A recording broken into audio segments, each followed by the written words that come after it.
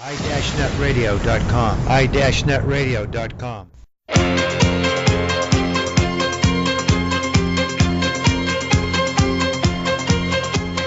Dobry den, I Dobropa Jalabat. This is Springtime in Moscow with your host, James Tuthill, and I'm Stephen Simpson. We've got some Russian with a little American, and we're serious with a little humor. So, Jim, what is happening in the world today? Thank you, Steve, for the beautiful words. I'm Jim Tuthill, and this is Springtime in Moscow. Today, we have a special question on Springtime in Moscow. Has President Obama been preserving, protecting, and defending the Constitution of the United States while he has been in office? I want to remind everybody that we're here on i-netradio.com 24 hours a day. We are broadcasting from a place that some people say is paradise. That may be up to debate, the state of Florida. We are also on powertalk.com, pwrtalk.com, 3 times a day, and we're the feature show every Friday evening from 8 to 10 p.m. We want to congratulate Lillian Caldwell and Power Talk for having achieved 3 million listeners for the year 2012. Tonight, I have with me 2 guests who have been on this show a number of times, Jake Danishevsky and Mike Morton. Jake, Mike, how are you tonight or today, or wherever we are? I'm great, Jim. How are you? Good. Mike, you're there? Yeah, I'm doing great. Thanks for asking. Beautiful, beautiful. Oh, good. Everything's good. It was a relatively nice day in Miami today. It was a little cloudy, but not too bad. Okay, I did not know this until I read this maybe yesterday, that Congress, overwhelming majorities in both houses of Congress, and this law was signed by President Barack Obama, a law creating for the first time in America a no free speech zone. The law gives the Secret Service the power to prohibit citizens from engaging in protests anywhere the Secret Service is present. Under this law, you can now be arrested by a Secret Service agent and charged with a felony, for the crime of peacefully standing on the sidewalk and yelling at the president or anyone else with Secret Service protection. Okay, would either one of you want to get into this? As you know, the Constitution is a balancing act. Sometimes you have to balance one provision of the Constitution against another, and you have to look at the health, safety, and welfare of all concerned. So it can be a little interesting. Do either one of you want to jump in? Do you think that a no free speech zone is constitutional as you see the Constitution? Well, Mike, would you like to go first, or you and me? It doesn't matter. It's up to, you can go ahead. Oh, well, I'll start. I mean, I'm just waiting for the no breathing zone at some point or other. I mean, our Constitution is balanced, and sometimes you have to give and take, but Constitution has been working for this nation more uniquely than any other nation in the world for the people. The Constitution is supposed to protect the people. The federal government has certain rights, not the people. Constitution is not to give people rights. It's to limit the rights of the government. So now, having said that, we have a law that disallows you to protest peacefully, which was one of the first things in the Constitution. Part of the First Amendment is to have a peaceful protest. Doesn't matter where you are, but if you peacefully speak against the governing body who works for you, that's your right. And that's actually not your right. That's your human natural right to speak freely. Government is limited by Constitution. So what does government do? It's just like saying that the wolf is making the laws to eat the sheep. I mean, basically, the government is expanding its own limitations. Government is only supposed to do a few things: protect the citizens from foreign and domestic enemies, which they haven't done lately, protect the states to be able to do their own laws, which they haven't done lately, and of course protect the speech and peaceful protest. And that's insane that they even pass a law like that. So do I think Barack Obama and even the Republicans, whoever decided to pass this law, are getting out of hand? Completely. This is insane. This is completely un-American. Well, Jake, that's an interesting take on the Constitution. You feel that it, maybe I misunderstood this, but you feel that it doesn't give rights to people, but it limits what the government can do. Exactly. Wow. See, the human right is a natural right. The only nation that decided to do a constitution on a natural God-given right is America. This was the most unique, balanced government approach where the people have the rights and the government actually serves the people. Now it sounds like the government is serving only itself and it's expanding itself whenever it sees fit. Wow.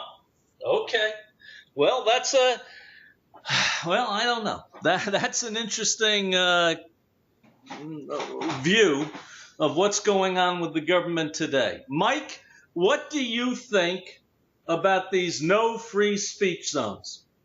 Well, I'm kind of torn between it. I see what Jake's saying. I kind of understand him, but we're in a newer age, and by all means, I'm for the First Amendment 1,000%. You know, the bottom line is that I think it's more. I think that the law is too broad in terms of every single person that has Secret Service telling them or protecting them are protected by this law. I think it should be only the president, and here's why. Because they have, like, back when Reagan was almost assassinated, there was people that were yelling and screaming on one side. Even Kennedy, there were people yelling and screaming on one side, and then Secret Service attention is deflected to them, and then somebody else can come around the corner and do the bad business and kill or hurt somebody. So for that specific reason, I think we should protect the president or whoever's in charge. It doesn't necessarily mean that I care for, I like the president, but I think that his life should be protected. Number one. Number two, there's also an issue where this is kind of taken a little step further, where right now we have an individual under ICE, under the Department of Homeland Security, named A.O. Kamathi, I believe his name is, and he has started a website where he wants to kill all white people, and he works for the Department of Homeland Security right now, and they're reviewing his position in the White House, and I'm assuming that he's probably under some sort of protection, but he took a code of ethics, and things of that nature, that how he would present himself as a public servant, but yet he's got his own website up, trying to, do with. I have no problem with rap music. That's part of the First Amendment, but he's using it to promote killing white people specifically, and there's nothing being done there. But he's also he's hiding under the guise of the First Amendment, stating that he can say or do whatever he wants. So the First Amendment, it's like a double-edged sword in some aspects, to where you can use the First Amendment to say your piece, for instance, but if you do it in front of Secret Service, it's a bad thing. But if somebody's sitting up on the 7th floor of the Capitol building does something like that, then they can hide behind the First Amendment. So that's where it's kind of weird. So that's why I want to limit it to just one person, and that's the person, the chief of the land. And I think that it shouldn't be ruled upon by Congress. I think that it actually should be put in a ballot box and let the people rule on it before anything. But that's kind of my take on it, is that it needs to be, the First Amendment needs to be used appropriately and not used with nefarious purposes. Mike, can I add? I mean, Mike, I completely agree with you. You made a valid point. People should make a decision, not the government, not the Congress, make decisions to how they want to rule. You're absolutely right at that point. But to say that the guy that works for a government has the same free speech rights, and especially use his power of government position to say whatever he wants, he's working for the people at the taxpayers' money. So if he makes those statements, he's not protected by the First Amendment. He's working for the people, so he should hold a position to the highest, most honorable state.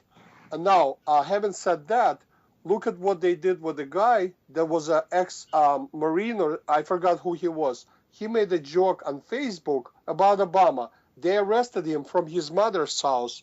They took him away without Miranda rights, and they arrested him, put him away for 2 weeks. His mom couldn't find him. And then they realized that, yeah, maybe it was a little overdone, so they let him go.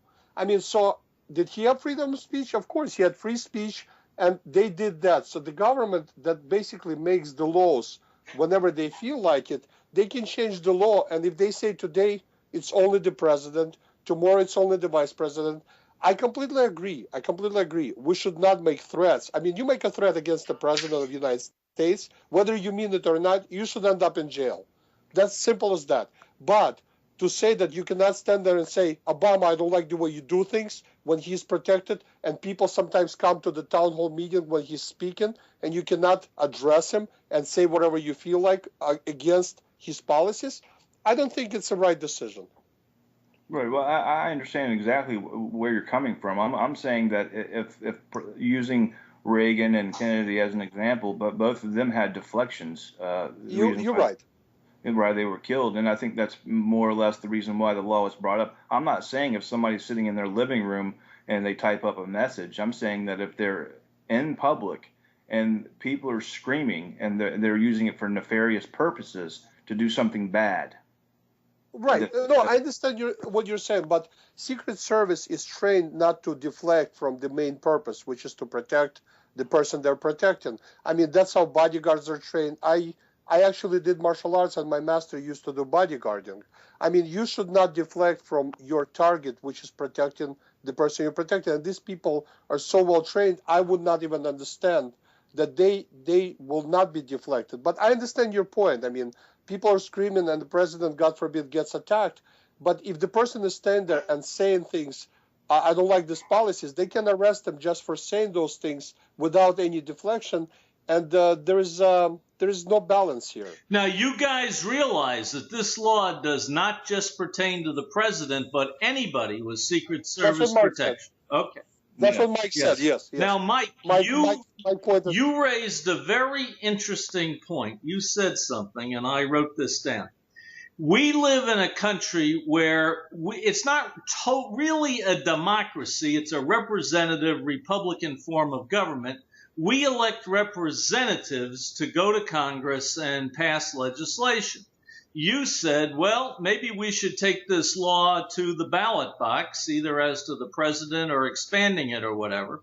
You have states like California, which have something called referendums. They have a legislature, they have a Senate, and they have an assembly out there, but yet they have referendums. What do you think would happen in the United States if we all of us, let's say you had a referendum on no free speech zone? Well, you know, there would be a zillion referendums coming after that on all sorts of topics, okay?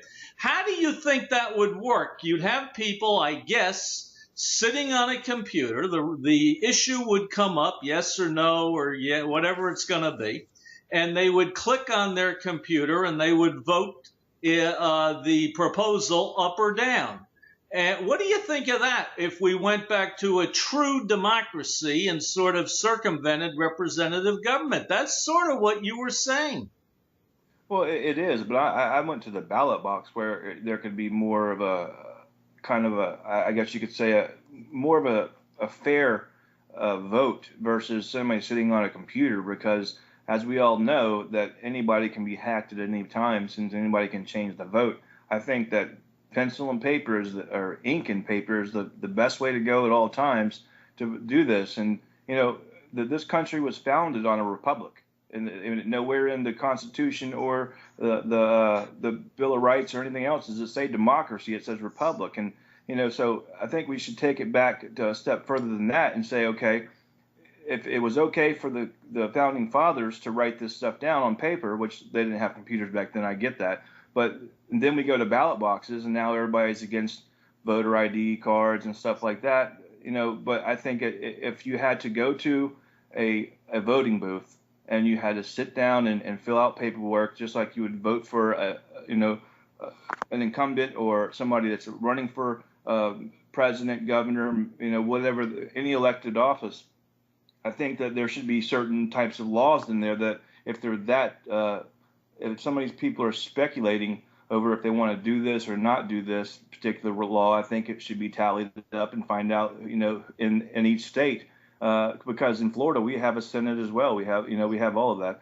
and we should have the governor do the same thing, and because we're individual states before we're anything else. My God, guys, can you imagine let's call them referendums for lack of a better term. Can you imagine how many referendums would be on one of these ballots? It would take you 4 hours to fill out the ballot. Well, no, I'm referring to like Obamacare, things that are not popular. A vote that, like the immigration bill, Obamacare, we have free speech. Anytime you want to change the Constitution and it's not in the favor already of the people, I think it should be voted on, because right now we're at a point to where we have to vote for the bill before we can read it, and so you got to look at both sides of the coin. Yeah, here. but Mike, instead of voting, you can take this legislature to the Supreme Court and find out if it's constitutional or not. Well, depending on who the judges are. Very true. That's a good point. That's a good point, because lately Supreme Court has been sort of intimidated. Look at Obamacare. I mean, yes, we had a Republican judge who basically broke the camel's back, so to speak. But if you think about it, Obama said, well, you better approve it. He was making statements at the Supreme Court like a little kid saying, if I don't get my cookie, you'll see what happens. I mean, basically, they passed it as a tax. I mean, now you had this huge bill that was completely unconstitutional.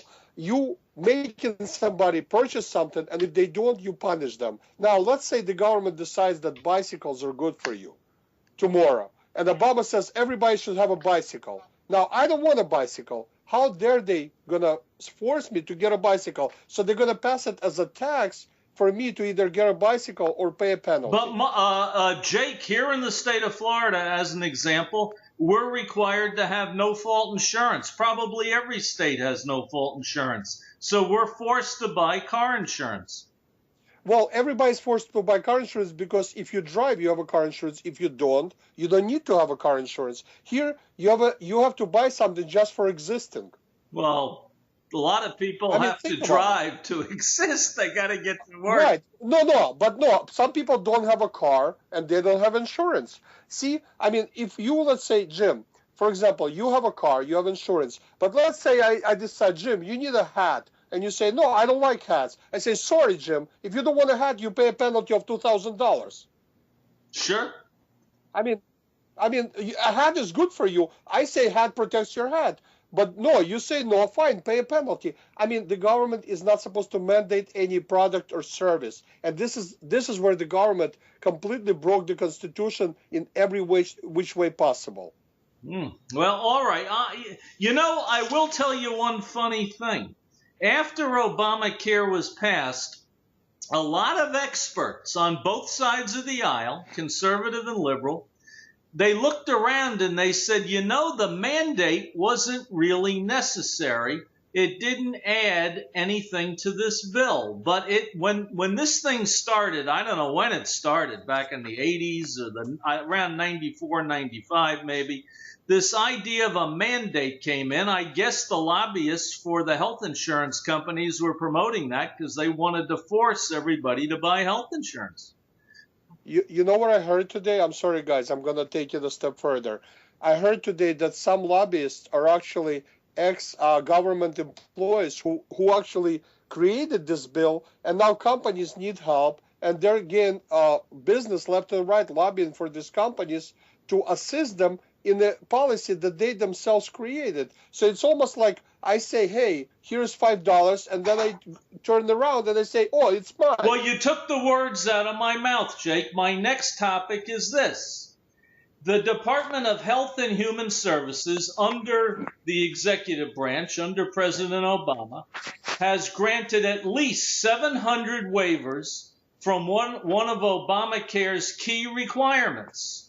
The requirement is for certain companies to insure their employees. The recipients of these waivers include the Oxford Health Insurance Company, that's ironic, labor organizations such as the Service Employees International Union, and employees such as Pepsi-Cola. Now, is it right, is it constitutional for the executive branch to relieve some Americans of their obligation to obey the law? Will only corporations and unions get waivers, or can individuals get them? Can a family physician who employs people get a waiver? How is this going to work? Now, as you know, these waivers have been given out. Do you think it's proper to, it's the law. Whether you like the law or you don't like the law, it's the law. Is it proper for the president, whoever the president is, it could be another president. Obviously, you're going to have another president in 3 years and 4 or 5 months. Would it be proper for any president to waive provisions of a law? Mike, what do you think of that? I think that it's actually, I don't agree with that at all. What I think is that obviously the president's doctor is going to get a waiver. There's going to be people that have pockets, billionaires that have no shortage of money in their pockets are going to get waivers. Labor unions are going to get some slack, obviously, but I think, again, going back to, we've talked about this before. I think, number one, that every single person in the country, if you are for something and the law passes, it should pass and everybody should be instituted into it. And if people have a problem with it and the president cannot, it is illegal, unconstitutional for the president to change part of the law that he wanted shoved down everybody's throat in the first place, to change for companies and things like that. So it just shows us the oligarchy we're turning into.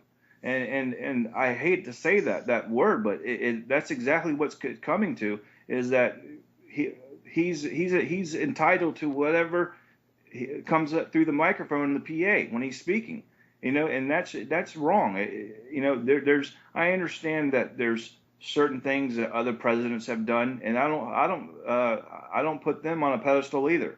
There's presidents that have done other things that I didn't like, but at the end of the day, everybody, including up to the president of the United States of America, should be under Obamacare. His name, it's his name plus care, or the Affordable Care Act, but he named it after himself. So why not him? Why can't he be insured? And why should all the labor unions be insured, and all the Congress and all the Senate and everybody that's that is somebody that breathes the same air that you and I do, that bleeds the same way we bleed?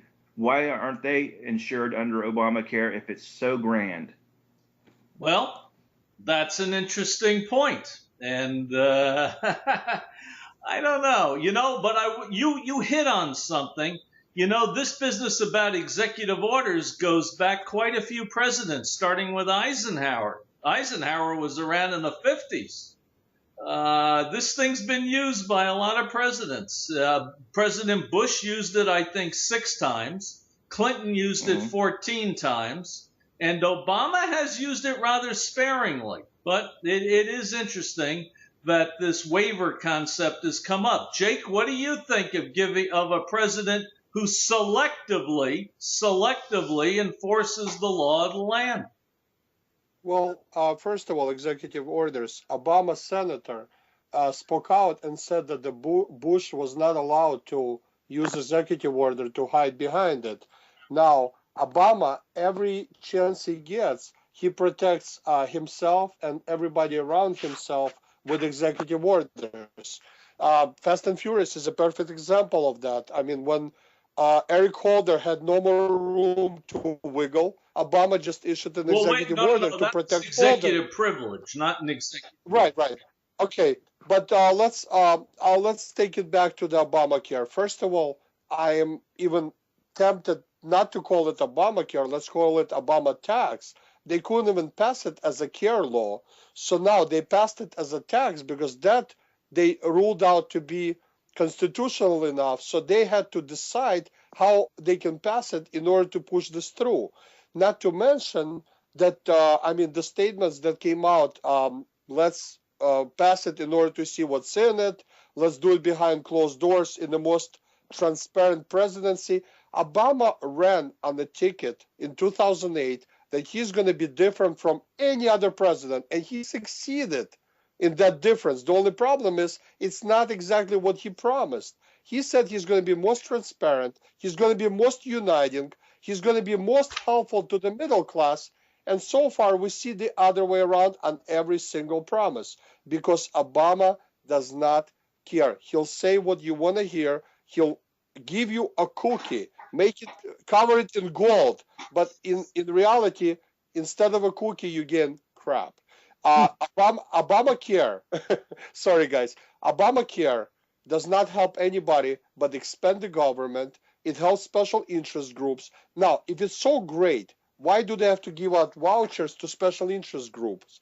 If it's so great, why did they have to bribe some senators and some congressmen that their states will be waived and their states would not have to go under Obamacare if they vote for it? Now, why would you want somebody to vote for something that is so good and yet you give them an excuse not to have it? So Mike is right. If you're going to cook something, Mike said it a while back, and it's a great statement. If you're going to cook something, you have to eat it. Okay. Well, I don't know. Sometimes you don't like sometimes you overcook the steak, or the food just comes out tasting bad. Jake, you just then don't feed it. Don't feed it to your family. And let me tell you, Obama and the family are gonna eat fine. They're not gonna have Obamacare. Okay, that's true. I think that people in certain positions in government are not going to have Obamacare. The rest of us are going to have Obamacare. Let's turn to the Defense of Marriage Act. This was passed in 1996. I didn't realize it. It's been around that long. DOMA is a federal law that defines marriage as being between one man and one woman. Obviously, under that law, two people of the same sex cannot legally get married. The Obama administration says it will no longer defend the constitutionality of DOMA. So even though this law is on the books, passed by Congress and signed into law by a Democratic president, President Bill Clinton, it's basically going to be ignored and not enforced by the Obama administration. And they have sort of made a determination on their own that this law is unconstitutional. So Mr. Holder is not going to enforce it as the Attorney General. And of course, both Mr. Obama and Mr. Holder take oaths to enforce the laws of the United States. So either one of you can chime in on that. Again, we have a little bit of selectivity here. Certain laws we enforce and certain laws we don't enforce. Do you think it's right to ignore DOMA? Well, I'll go ahead and touch on this first. Obviously, it's no secret that I believe in God and I have a religious faith. And so I take my beliefs as the Constitution was written, and then I take it as far as religion. In what the Bible tells me, and that's between a man and a woman, and then homosexuality is wrong. It also puts in there that murder is wrong and adultery is wrong and things like that. However, if there's somebody that is gay or lesbian and they want to get married and stay in their home and do what they want to do, that's fine. As long as they don't promote it to me and try to get me, to drink the Kool-Aid, I guess you could say. But the point is that it is the Constitution, and we change the Constitution whenever we feel like the wind's blowing in the opposite direction in terms of our political beliefs, or our constituents, or we were trying to get somebody elected, or we're trying to tie in women's rights with this and things like that to get it passed. If somebody wants to promote women's rights, I'm all for it. But from what I understand, they're trying to take women's rights and same-sex marriage and intertwine it, so you feel bad if you don't vote for it. And that's just part of the political scheming that goes on in Washington and K Street with all the lobbyists. Is they tuck one bill that people will vote for into another bill that people won't vote for, and then say you're against women, or you're against this or against that. Well, at the end of the day, I go back to the ballot box. Jake, should the executive branch of government ignore the Defense of Marriage Act? Well, first of all, I would like to say that Bill Clinton is probably turning in someone's bed right now because of this. Jake, he's happily married to the next president of the United States. Well, first of all, we don't know if she's going to be the next president, but happily married. Let's leave it at that. Thank you. I mean, we all know what Bill Clinton is capable of, with or without pants. Jake, remember you're in a no free speech zone right now. Be careful. Oh, is that right? Just make sure you know what kind of cigar you have before you light it up. He did more for cigar industry than any other president. But let's continue. Anyway, listen.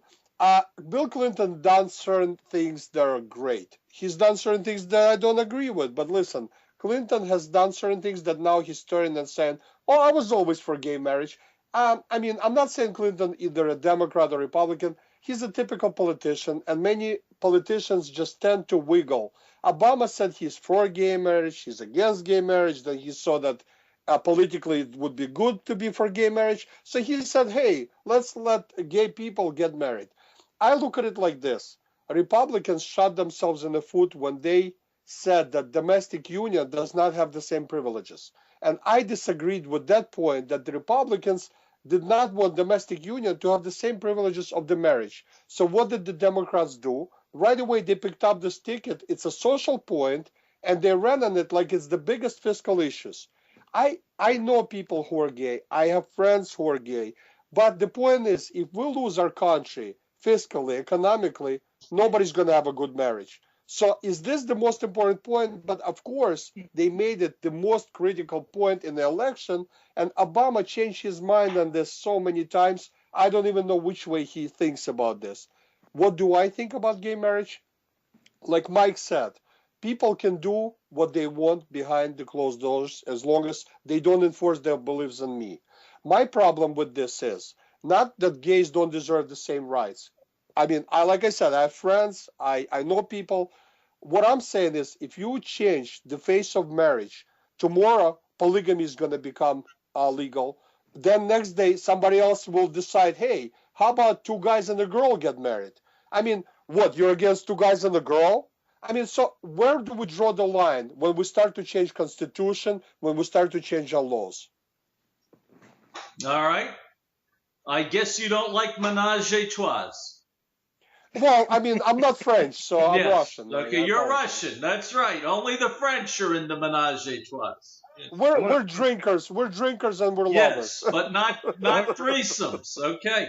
I want to bring up one thing real quick, because what Jake just touched on just gave me the shivers of Sharia law. But anyway, go ahead. Yes. All right. And somebody in some state or maybe in Congress wanted to outlaw Sharia law the other day. So I don't know if that's necessary. I don't think Sharia law is applicable yet. Not yet. Well, sure. Let me say something. Sharia law is actually plays right into our constitution, freedom of religion, and they play right into it, that we're allowed to do what we want, we're allowed to pray where we want, even though some people say let's separate church and state, but oh, God forbid we offend Hassan, who was praying and he was talking about shooting soldiers and nobody was afraid to offend him, God forbid. So I mean, they're playing right into our constitutional laws, and we're allowed, like Mike said, freedom has to have common sense. And when you spit against America and you spit against that freedom, there has to be certain repercussions. So, I mean, you're protected by laws, but if you're trying to change those laws according to what the Constitution allows you to do, there should be some repercussions. we're changing topics here. We've had drone attacks and strikes. They began in the Bush administration. I hear that they were quadrupled in the Obama administration. They have been used primarily, though not exclusively, along the Afghan-Pakistani border. There is a case which was filed by the ACLU. Sometimes even conservatives are on the side of the ACLU. And also, the suit was filed by the Center for Constitutional Rights, CCR. Creedence Clearwater Revival, CCR. Okay. They filed a lawsuit challenging the government's targeted killing of 3 U.S. citizens in drone strikes far from any armed conflict zone. Apparently, this happened in Yemen. The ACLU and the CCR say that this drone strike violated the Constitution's fundamental guarantee against the deprivation of life. It kind of extinguishes your life, I guess, when you get hit by a guided missile or whatever they're shooting, without due process of law. In other words, they should have been brought back here somehow, some way, I don't know if it would have been possible, to the United States to stand trial or be declared, I guess, enemy combatants and have had some sort of military tribunal. But at least under somebody's jurisdiction or in somebody's court, they should have had due process of law as American citizens. Other people say, whoa, they lost their right to due process when they became enemy combatants and they got involved in a jihadist war against the United States, which was exemplified by the bombings of those embassies about, 10 years ago in Northern Africa, and the bombing of or planting or whatever it was of that hole in the ship, the USS Cole, and I guess most dramatically by the World Trade Center when 2 planes crashed into the towers. They say that they forfeited their rights to due process. So I leave it in the hands of you guys. Does the Constitution give due process and protect the life and liberty of all United States citizens, even if allegedly they're fighting the U.S.? And don't forget one other thing. The Obama administration has set up some sort of procedure where they say, a very heavy, intense, and detailed review in which these departments have to bring in evidence to show that the people who are being targeted are committing acts against the United States. They say that there's a burden of proof within the executive branch already, so they are getting due process. This is a complicated issue. Which one of you wants to go first on this one? I'll touch on it. It sounds like Jake was silent there. So I think that it's kind of it is a tough question.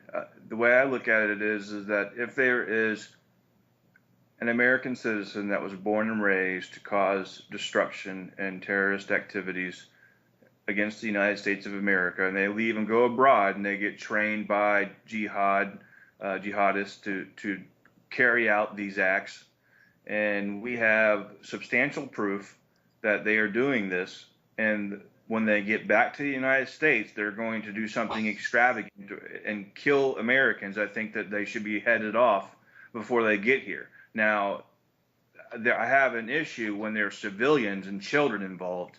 I know that Ansel al-Sharia, supposedly that his kid, from what I understand, his child died in the bombing or something like that. Yes. And so but I mean, I don't know how you would control the radius of the bomb blast, and what's more important to you. Is it more important for you to have somebody that's a terrorist out of your hands, or is it more important to have the child? I just right there, I would not want to be the person making that decision, is my point. But if I had to say it's going to be the United States of America being blown up, or somebody doing something in our country to hurt us, and they go abroad to get trained, I say stop them where they're at. and take care of them right there and be done with it, versus having somebody's family getting hurt, or hundreds of people getting killed, or whatever the case may be. And that's why the Patriot Act was so successful before it got twisted into, looking to all Americans instead of looking inward. It should be looking outward. That's why it was so successful when Bush used it, and that's why we had a lot less of drone strikes. But now we have more because we're doing a lot of different things with it, and we're making it bigger than what it should be. Anyway, that's my thought on it. I know it's kind of rambling on about it, but I'm just not comfortable talking about a child dying. Well, this is a very rambling topic. This topic is all over the place because the Obama administration says they are giving them due process. They're having a one-sided conclave, let's call it, to determine whether they're guilty or they're innocent, but they're not inviting them to the conclave to present their side of the story. And, in wartime, they say that the executive has war powers, and he can declare martial law, and he can do all sorts of things outside of the Constitution. As you know, Abraham Lincoln, during the Civil War, declared martial law, and he got rid of the rights of habeas corpus, which give a person who is in jail the right to go to the courts and say, I'm being held here without having committed a crime or without any probable cause. My God, they even got rid of that. That's a pretty basic law. That goes back really to the Magna Carta. Well, anyway, Jake, what do you think? Do you think these drone strikes are legal when they're targeted against United States citizens? Well, I think due process works and worked for a reason. Of course, we had presidents, like you mentioned, Lincoln, Truman, FDR. I mean, during war times, a lot of presidents, they had to take extreme measures and do what it takes to protect the citizens of the United States. Now, having said that, if we could protect 3,000 people dying on 9/11, and we could do that, of course, but here's the problem. If one president, and I've said it before, and I stand by my words, it doesn't matter if it's a Republican making the law, Democrat. I don't agree with the law that can be twisted and turned. Now, we always argue about the fact that, I'm a Republican and, I make these statements. But if, let's say, a Republican makes a law that I know can be twisted later, I mean, who's to say that tomorrow, let's say people agree with Obama that the drone strike is perfect. I mean, we don't send troops on the ground, we get rid of the problem. But tomorrow, let's say we get a Republican cowboy.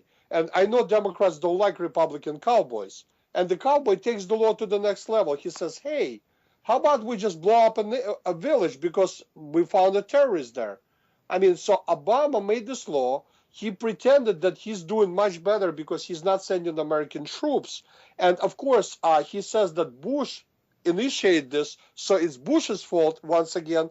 But next time we get Democrat or Republican with a lot bigger pair who decides, I don't care about anybody, I don't have to declare war like Obama does a few times, and I can just go ahead and blow up anybody that I see fit. Who's to say that he's right or wrong, because the law is already in place? So I say if the law can be twisted, that's not a law. That's not drones, yes, they might serve some purpose, but when you blow up people and then you give Hassan or another bomber Miranda rights, where is the law in this? Where is the law in the enemy combatant? One thing real quick, one thing I wanted to touch on is what if one of American went over to Syria and Damascus and was converted jihad and used chemical weapons as they're doing now? Yeah. Would you use a drone on them, Jake? I'm sorry, say it again, Mike. I apologize. I said if one American went over to Syria and Damascus and they were converted into jihad and they used chemical weapons and were in part of helping them, would you drop a drone on them? See, that's a tough decision, Mike. I mean, you're right. I mean, I don't have the knowledge. I don't have the specialty expertise to make this decision. I mean, it's probably the toughest decision, and I'm not saying being president is easy, but if you blame one president for something and then you do it yourself twice as much, how I mean, crazy is this that Obama ran on an anti-Bush ticket, and then he does everything that Bush did 10 times more, and everybody who supports Obama saying, "Oh, it's Obama. He's doing it for the people." No, I'm just saying that chemical weapons are being used in Syria right now. Whether people are talking about false flag attacks, all that, I don't think it's none of that. I think that there's terrorists that are legitimately using this and destroying evidence. So the UN and NATO can't go over there and find this stuff. I think that if that's happening and we draw a red line in the sand, we should be prepared to do what's right once the red line is crossed, is all I'm saying. Mike, you're right. I mean, listen, Obama drew a red line a long time ago, but the problem is if you lead from behind, if you don't act on it, somebody fills in the vacuum. Now, if we, let's say, help the people, who knows who will help it in Syria? Because in Syria, it's such a melting pot that we're not helping anybody anymore. It's one animal fighting against another animal. It's Al-Qaeda, Hezbollah, Hassan, army. It's a mess. I mean, so if we help somebody because Hassan is using chemical weapons on Al-Qaeda, who are we helping? No, I was referring to an American citizen, but I American citizen. I mean, as soon as American citizen does something that's anti-American, that's treason, and we should act as such. I mean, I don't know if drone strike. I honestly don't know. I don't truly have a strong opinion. I just think that if like Johnny Jihad, remember that Johnny guy who was joined Jake, we have lost you. Jihad in Afghanistan. I mean, we should bring him. We should try outside the American. Go ahead. Hello? But Jake, you there? Yes, I'm here now. Okay, but how do we make a determination if they're a bad guy without having a hearing? Well, that's what I said. I said Johnny Jihad, they actually brought him back. They put him in a military prison. They tried him as an enemy combatant. And we should have done the same with Hassan, with Major Hassan. I mean, instead, we put Hassan through American system. We let him speak to the families of the people he killed. And he did that in the name of jihad. He said Allahu Akbar. He basically sent emails to the terrorists. And they said, well, we weren't sure if he's a terrorist. We can call it, it's a work-related violence. I mean, seriously, I mean, how much backwards do we have to bend on some of these issues? If it looks like a terrorist and walks like a terrorist, just treat him like a terrorist. He's an enemy combatant. In World War II, there were some Germans and Americans who did something on American soil. I read the story. And 4 Germans and 4 Americans, they were plotting to bomb something. Germans were sent as prisoners to trade back to Germany, and Americans were actually tried harder than Germans were because they were committing treason. I mean, they're enemy combatants. Yeah, well, some can say the same about Jane Fonda, but yes, that's true. Let's have a drone strike on Jane Fonda. There you go. Listen, I mean, you guys, I mean, you guys are not far from the truth, but Jane Fonda did not plot to kill anybody. She was just an anti-American. I'm not even going to use the phrase I want to use. She's just an anti-American, America-hating, who was privileged to live in the best country in the world, make success for herself, and then turn around and say she hates America. I mean, this is disgusting. But she did not point a gun. I mean, yes, she did some things that got some people killed. I don't know. I mean, should we try her? I think we should have, but... All right, Jake, you said before that you don't like it when a law can be twisted. I'm going to give you a fact pattern that, as we say in law school, that has a little bit of twisting to it, and Mike too. We have the bailout of General Motors and Chrysler. As you know, Ford didn't take it. Ford went their own way and made it on their own. The bailout of General Motors and Chrysler, some say, was unconstitutional and illegal, and I'll tell you the reason why. The assistance was originally designated by Congress to go to financial institutions as established and regulated under U.S. law. The law expressly mentions banks, credit unions, insurers, and broker-dealers. It does not name industrial companies, and various law school professors wonder how the executive branch can engage in an aggressive interpretation of statutory authority in ways that Congress prohibited.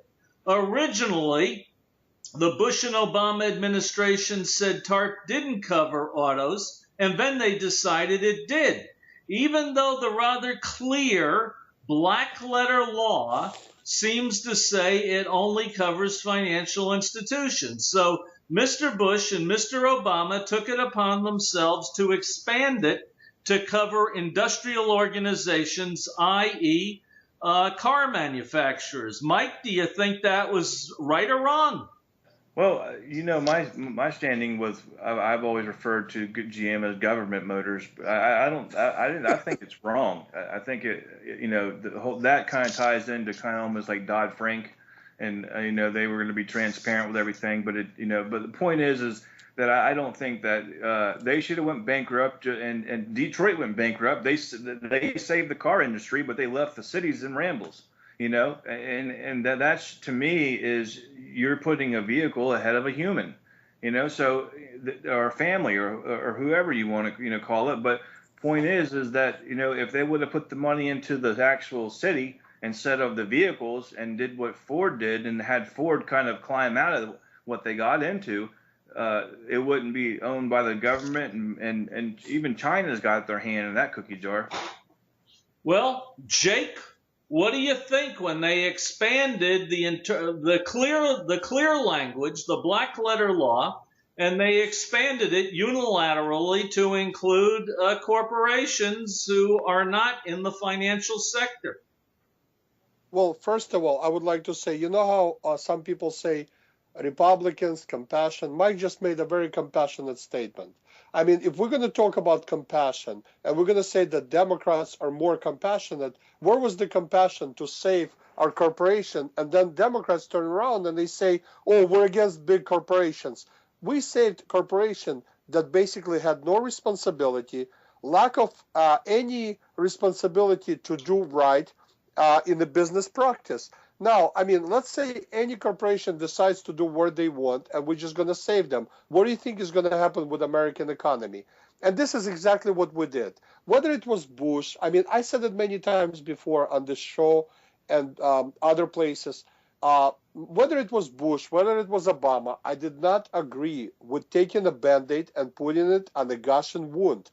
I mean, you had this big problem, organization that literally did not want to do any responsible business, making decisions that were terrible for their business and terrible for their employees, and the government rewards the corporation, which Democrats say is not a good idea, but yet we reward the corporation from both Bush and Obama administrations instead of rewarding the employees. I mean, if they had all this money that they didn't want to run by people who actually gave them the money, they didn't ask the taxpayers, what do you think we should do with this money? No, they just dumped it into irresponsible corporation, and some of them right away sent their executives on retreats instead of putting the money back into business or restructuring or doing all the right things that the corporation should do when they're in trouble. And what was their excuse? They said the reason why Detroit went bankrupt is because the labor unions left afterwards, and that's a small smidgen of the reason.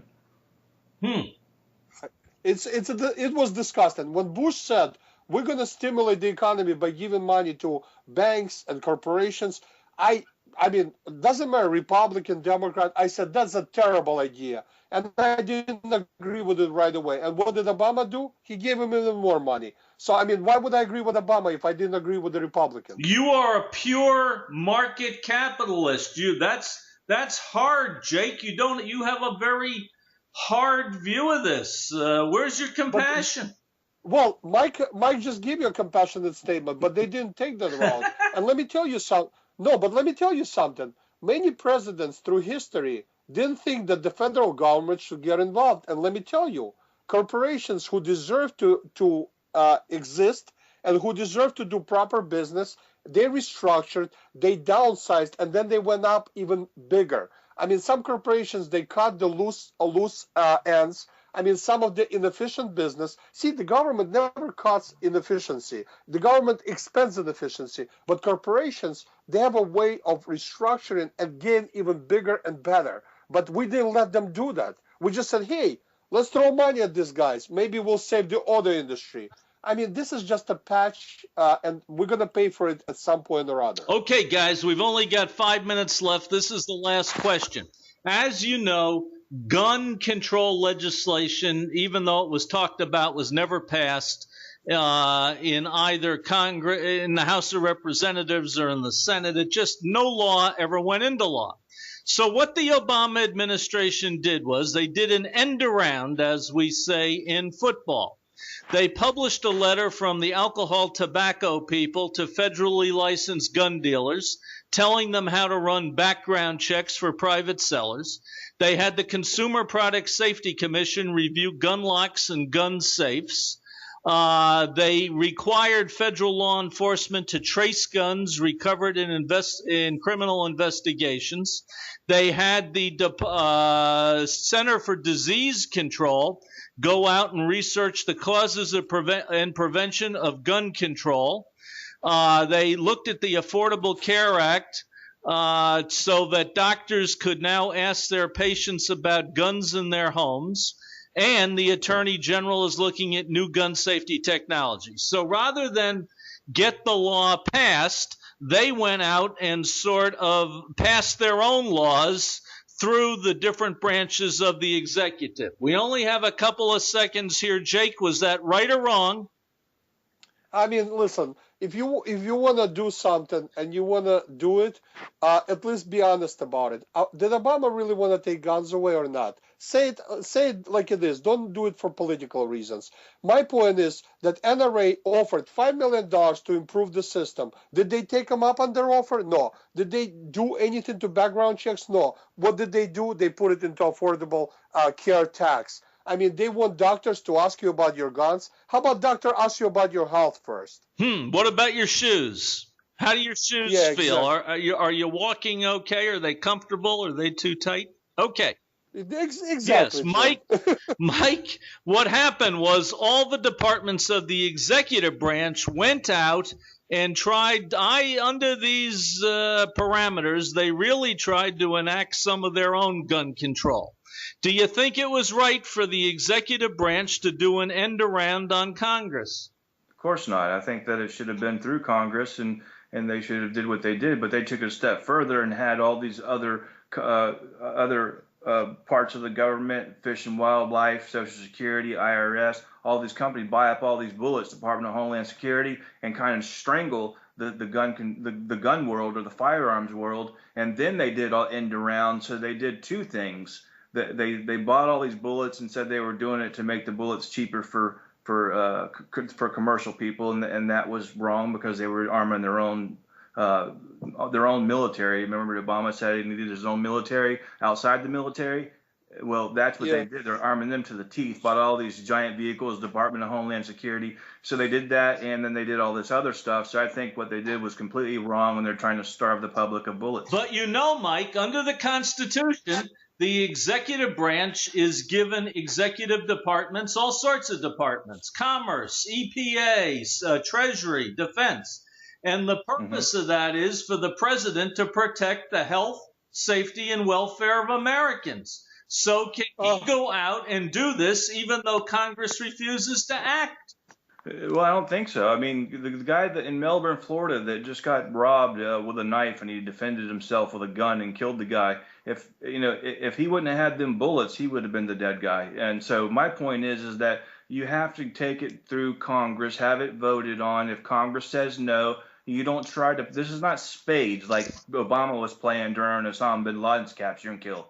You don't play that. Hearts, Mike. He was playing hearts. Okay, hearts. I'm sorry. Yes. Well, either way, he was playing a card game, and this is not a card game. This is the United States of America, one of the greatest countries in the world. And you don't go around the people that are basically elected by states to make sure the president is doing what he's supposed to do. You don't get your way, then like Jake said, you get a golden cookie full of crap. Well, listen. How you're gonna. We're at the end of the show. You never know how we're going to look at this, because all the three branches of government want to exert power, and they want to exert the powers that they think were given to them. And you can read the Constitution in all sorts of different ways. I want to thank you guys for coming on the show tonight. We had a good time. We went over some great topics. I want to say to all of our listeners around the world, Das Vidanya. Thank you for listening in. i-netradio.com. i-netradio.com.